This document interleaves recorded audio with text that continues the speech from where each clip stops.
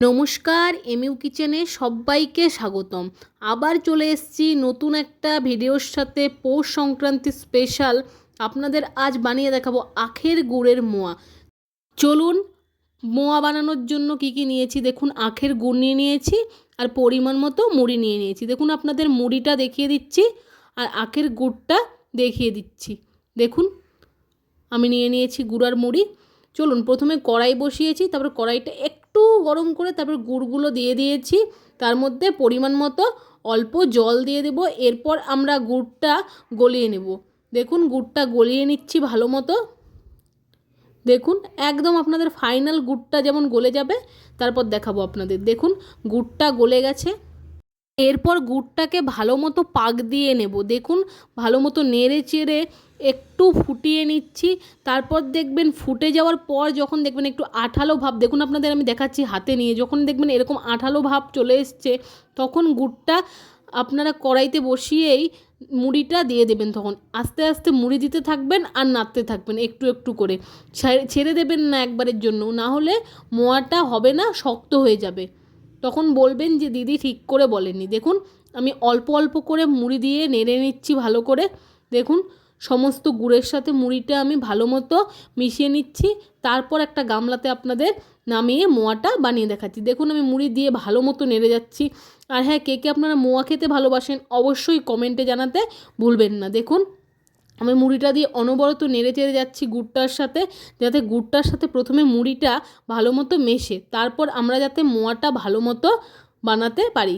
দেখুন কত সুন্দর লাগছে। আর কে কে গুড় খেতে ভালোবাসেন অবশ্যই। আর গুড় খাওয়ার অনেক উপকারিতাও আছে। আপনারা যদি চান আমি ওরকম টাইপের ভিডিও করি অবশ্যই আমাকে কমেন্টে জানাবেন। দেখুন, গুড়টা পুরো ভালো মতো মিশিয়ে নিয়েছি। এরপর আরেকটা গামলাতে নামিয়ে নিয়েছি। প্রথমে নামিয়ে নিলাম, এরপর একটু হাতে সর্ষের তেল মাখিয়ে তারপর মোয়াটা বানাবো। তাহলে দেখবেন যখন মোয়াটা বানাতে যাবেন হাত থেকে চটজলদি ছেড়ে যাবে। দেখুন, আমি মোয়াটা বানিয়ে নিচ্ছি ভালো করে। মোয়াটা বানিয়ে নেওয়ার পর আপনাদের দেখাচ্ছি। দেখুন, এক এক করে সবগুলো মোয়া আমি বানিয়ে নেব। দেখুন, আমি মোয়াগুলো সবগুলো বানিয়ে নিচ্ছি, আপনাদের দেখাচ্ছি। দু চারটাই দেখাচ্ছি, কারণ দেখুন যদি ভালো মতো না দেখাই তাহলে তো আপনারা বুঝতে পারবেন না। না, আর স্কিপ করে যদি চলে যান তাহলে বলবেন যে দিদি দেখায়নি অথবা আপনারা ভালো করে দেখেননি। বলুন তাহলে। দেখুন কত সুন্দর লাগছে দেখতে মোয়াগুলো। দেখুন, একদম গোল গোল সুন্দর, একদম জয়নগরের মোয়ার মতো দেখতে হয়েছে মোয়াগুলো। দেখুন কত সুন্দর লাগছে। চলুন, সবগুলো মোয়া আপনাদের বানিয়ে দেখাই চটপট করে। আপনাদের জন্য তো আরও ভিডিও বানাতে হবে না, না হলে বলবেন না যে দিদি আপনাদের ভিডিও দেয় না, খুব কম ভিডিও দেয়। আমি খুব চেষ্টা করি যাতে আপনাদের আমি প্রতিদিন একটা করে নতুন ভিডিও শেয়ার করতে পারি, কিন্তু হয়ে ওঠে না একটু কাজের চাপের জন্য, তাও আমি চেষ্টা করি। দেখুন, সবগুলো মোয়া বানানোর পর আসলে গুড়টা শক্ত হয়ে গেছিলো মুড়ির সাথে, তাই আমি আরেকবার গ্যাসে দিয়ে একটু নেড়ে চেড়ে গুড়টাকে একটু নরম করে নিচ্ছি, যাতে ভালো মতো এই মোয়াগুলো আমি বানাতে পারি। দেখুন, নেড়ে নেওয়ার পর আপনাদের বানানোর পর সবগুলো মোয়া এরপর আমি দেখিয়ে নিচ্ছি। দেখুন, সবগুলো মোয়া আমি বানিয়ে নিয়েছি।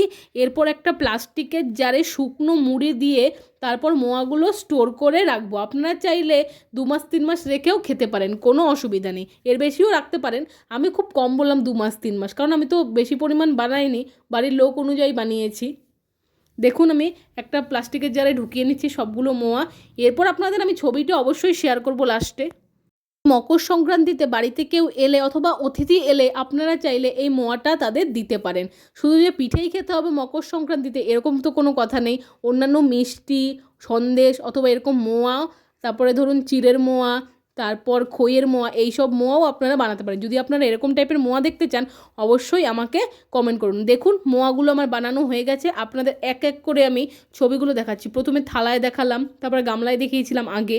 এরপর আমি প্লাস্টিকের জারে যে মোয়াগুলো ঢুকিয়ে রেখেছি সেটাও আপনাদের দেখিয়ে দিলাম। ভিডিও ভালো লাগলে অবশ্যই লাইক, কমেন্ট, শেয়ার, সাবস্ক্রাইব করতে ভুলবেন না। চ্যানেলে নতুন হয়ে থাকলে অবশ্যই সাবস্ক্রাইব করে পাশের বেল আইকনটি বাজিয়ে আমার পাশে থাকবেন আর অপেক্ষা করবেন আমি কখন ভিডিও দিচ্ছি। যখন ভিডিও আমি পাবলিক করব আপনাদের কাছে সঙ্গে সঙ্গে নোটিফিকেশান পৌঁছে যাবে। ধন্যবাদ। আবার আসছি নতুন একটা ভিডিওর সাথে। ভালো থাকবেন, সুস্থ থাকবেন।